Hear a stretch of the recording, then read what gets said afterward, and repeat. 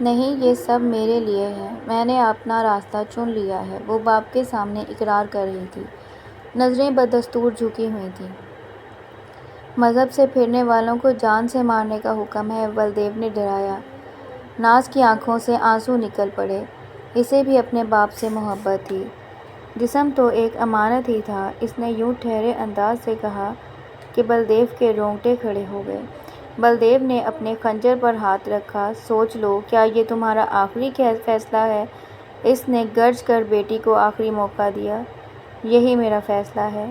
وہ ویسے ہی مضبوطی سے کھڑی رہی۔ بلدیو کی سمجھ میں نہ آیا کہ اس کا گلا دبا دے یا اپنی جان لے لے۔ ایک جوشیلا، انصاف پسند آدمی اس کے اندر جوش مار رہا تھا، مگر وہ ایک محبت کرنے والا باپ بھی تھا۔ یہی فیصلہ ہے تو پھر چلی جاؤ، تم ہم میں سے نہیں ہو، اسی وقت یہاں سے چلی جاؤ، کہیں میں اپنا ارادہ نہ بدل دوں۔ تو میری وہ بیٹی نہیں ہے، جا چلی جا۔ بلدیو نے منہ موڑ لیا اور اسے جانے کا موقع دیا۔ لیکن ٹونی اور بھائی، ناز نے ڈرتے ہوئے پوچھا۔ ان کے آنے سے پہلے چلی جاؤ، وہ برداشت نہیں کر پائیں گے۔ بلدیو نے بڑائی کا مظاہرہ کیا۔ ایک وقت باپ کا دلاسا دیتا ہاتھ سر پر محسوس کرنے کے لیے وہ کچھ بھی کر سکتی تھی، مگر جانتی تھی کہ اب یہ ہاتھ اس کے سر پر کبھی نہیں آئے گا۔ وہ دوڑتی ہوئی اوپر اپنے کمرے میں گئی، جلدی سے جو ضرورت کی چیزیں باندھی، پھر بہن کو الوداع کہہ کر نیچے آئی۔ اس بار گھر سے نکلنا مختلف تھا۔ اس بار وہ کسی انسان کے لیے گھر نہیں چھوڑ رہی تھی، اس کو معلوم تھا وہ کیا چاہتی ہے۔ دارجی، مجھے معاف کر دینا، نیچے آ کر اس نے اپنے باپ سے کہا جو منہ موڑے کھڑا تھا۔ باپ نے مڑ کر نہیں دیکھا تو وہ دوڑ کر ماں کے پاس گئی، وہ بستر پر نڈھال لیٹی تھی۔ اس دل کے دورے کے بعد وہ دوبارہ اپنی اصلی حالت میں نہیں آ سکی تھی۔ ناز نے جا کر ماں کو نیند سے جگانا چاہا تھا کہ آخری بار مل لے، ماں نہیں جاگی۔ امی، امی جی اٹھو، اس نے باقاعدہ ماں کو جھنجھوڑ دیا۔ وہ پھر بھی نہیں اٹھی۔ ابا جی، امی، اس نے باپ کو کہا تو بلدیو نے بھی پلٹ کر دیکھا۔ وہ نیند میں سوتے سوتے ہی فانی دنیا سے کوچ کر چکی تھی۔ ادھر حسام کا اتنی بری طرح ایکسیڈنٹ ہوا، کسی نے گاڑی آ کر سیدھی حسام میں مار دی اور اس کے بعد اسے ہاسپٹل لے جایا گیا۔ ناز کی ماں کی آخری رسومات جاری تھیں۔ جب اس کو گردوارے لے جانے کی باری آئی تو ناز نہیں گئی۔ ناز اوپر اپنے کمرے میں آئی تو اسے احساس ہوا کہ کمرے میں بہت کچھ مختلف تھا۔ کمرے میں بو تھی جیسے گیس کھلی ہو۔ وہ رک کر غور کرنے لگی، پھر اسے بستر پر تکیے کے پاس پڑی اپنی پازیبیں نظر آئیں۔ اس نے بڑھ کر پازیبیں اٹھائیں۔ ٹھک کر کے پیچھے کمرے کا دروازہ بند ہوا۔ وہ پلٹی اور دروازہ دیکھا، کسی نے دروازہ باہر سے بند کر دیا تھا۔ تھوڑی دیر میں کمرہ آگ سے جھلسنے لگا۔ اس محبت میں ڈوبتے تو سب ہیں، مگر پار کوئی کوئی لگتا ہے۔ خیام کی اندلی بھٹک رہی تھی اور ناز اور حسام کو زندگی نے جینے کی سزا دی تھی۔ تم جلدی ٹھیک ہو گئے۔ کافی زیادہ پلستر اور چوٹوں کے بعد حسام آج پہلے سے کافی بہتر تھا۔ اس کے لمبے بال کاٹ کر بوائے کٹ رہ گئے تھے، چہرے پر تھوڑی سی داڑھی تھی اور آنکھوں میں بے تحاشا حیرت۔ چلو اب گھر چلیں۔ گھر؟ گاؤں؟ کیا مجھے وہاں جانے کی اجازت مل گئی ہے؟ اس نے بھائی سے تصدیق چاہی۔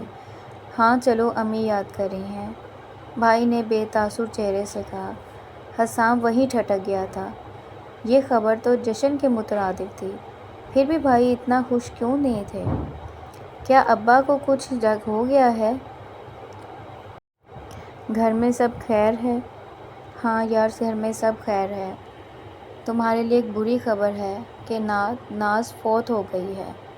کاش ہم نے پہلے تمہارا ساتھ دیا ہوتا تو یہ وقت تم پر نہیں آتا۔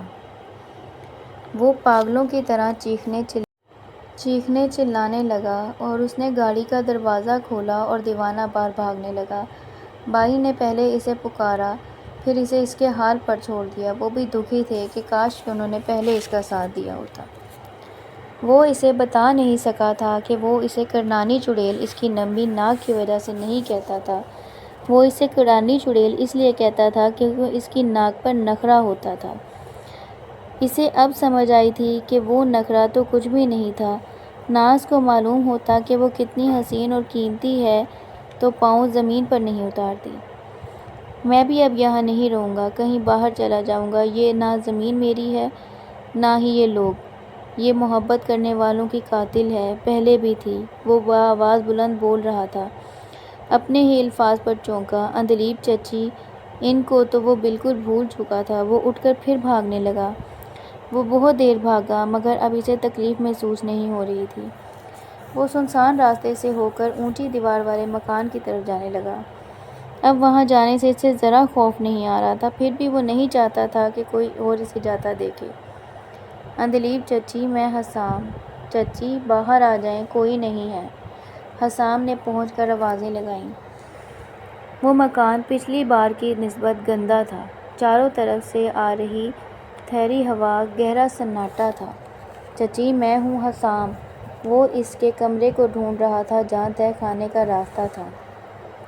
آج سب کمرے ایک جیسے لگ رہے تھے۔ انہوں نے تو میری ناز کو مار دیا اور مجھے جینے کے لیے چھوڑ دیا۔ چچی، میں بالکل تنہا ہوں۔ جس کا نام آپ کی سانسوں پر لکھا ہوا ہے، اس کے بغیر سانس کیسے لیتے ہیں؟ آپ کیسے زندہ ہیں؟ مجھ سے سانس نہیں لی جا رہی۔ اس میں کمرہ ڈھونڈنے کی ہمت نہیں تھی۔ وہ وہیں زور زور سے پھوٹ پھوٹ کر رونے لگا۔ وہ اتنی دیر رویا کہ تہہ خانے میں موجود عورت سے بھی برداشت نہیں ہوا۔ وہ دروازہ کھول کر آہستہ سے لچکتی گھسیٹتی کمرے سے باہر آئی۔ اس کی کالی چادر نے اس کا پورا وجود چھپا رکھا تھا۔ چچی، میں آپ کی طرح مضبوط نہیں، میں مر جانا چاہتا ہوں۔ وہ ویسے ہی رو رہا تھا۔ اس نے اپنی جان داؤ پر لگا کر تمہاری زندگی بچائی، اور تم ناقدرے مر جانا چاہتے ہو؟ وہ واپس اس لیے گئی تھی تاکہ تمہیں بچا لے۔ سناٹا اس کی آواز کی کھنک سے ٹوٹا۔ حسام چپ ہو گیا۔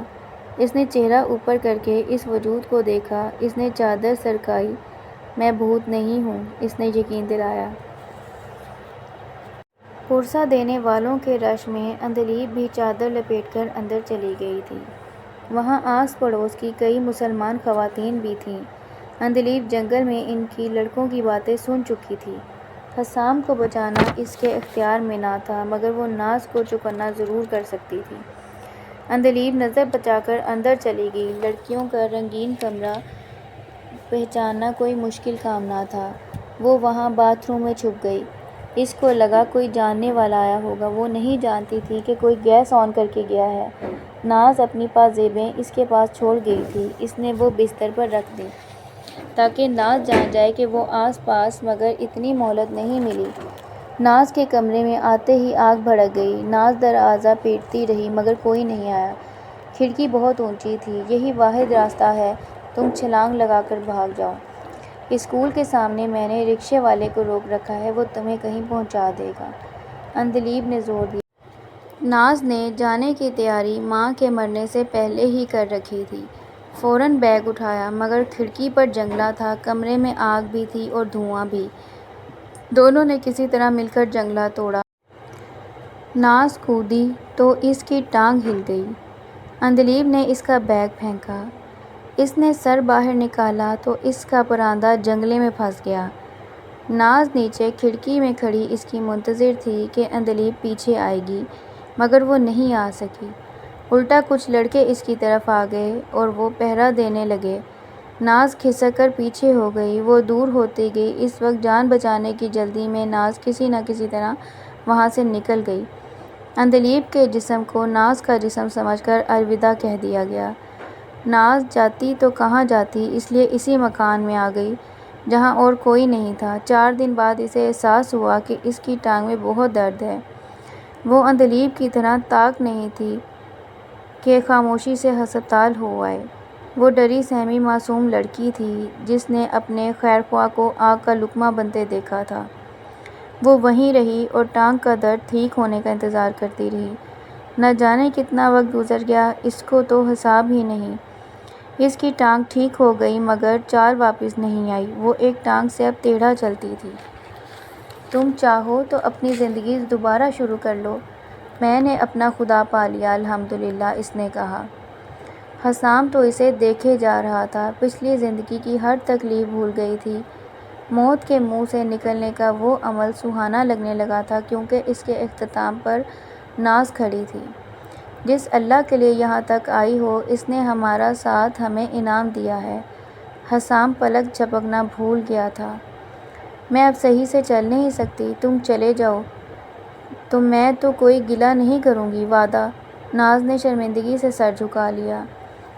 حسام کے بس میں ہوتا تو اسے ابھی اپنے سینے میں چھپوا لیتا، مگر اب اس نورانی چہرے والی لڑکی کے ساتھ اس کا مذہب کی پابندیاں بھی تھیں۔ او پلیے لوکے، میں نے محبت تمہاری چال سے تھوڑی کی تھی۔ حسام نے شرارت سے اس کی ناک کو چھوا۔ ناز خوشی سے رو دی۔ دیکھو حسام، تم میں بن گئے اور میں تم بن گئی۔ بس اس کے بعد اور کوئی نہیں کہہ سکتا کہ میں اور ہوں اور تم اور ہو۔